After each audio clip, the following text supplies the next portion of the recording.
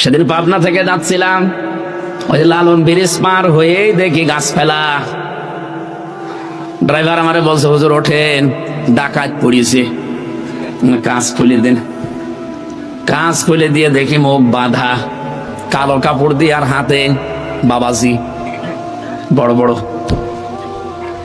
আমারে তোরা দেখে চিনে ফেলেছে, কারণ আমরা তো শয়তান হোসেনে। আমি টাকা পয়সা ওদের ছড়ি দেখি আগেই যা পেয়েছি, বলছি এই নেন, তাড়াতাড়ি গাছ সরিয়ে দেন।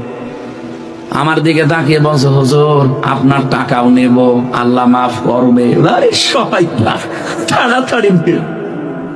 কতগুলো মানুষের হাতে কপ দিয়ে হাত কেটে দিস, টাকা দেন, আর আমাকে বলছে আপনার টাকাও নেব, আল্লাহ মাফ করবে। টাকা নিয়ে আগে গাছ তুলে দিন, আমি চলে যাই। কিছু নেওয়ার পরে আমারে বলছে বাড়ি চলে যাবেন, ভাড়া লাগবে না, তেল কিনবেন না, কিছুই তো নেই, সব দিয়ে দিয়েছি। ওখান থেকে কয়েকশো টাকা, কয়েক হাজার টাকা আমারে বের করে বলছে তেল কিনে বাড়ি যান।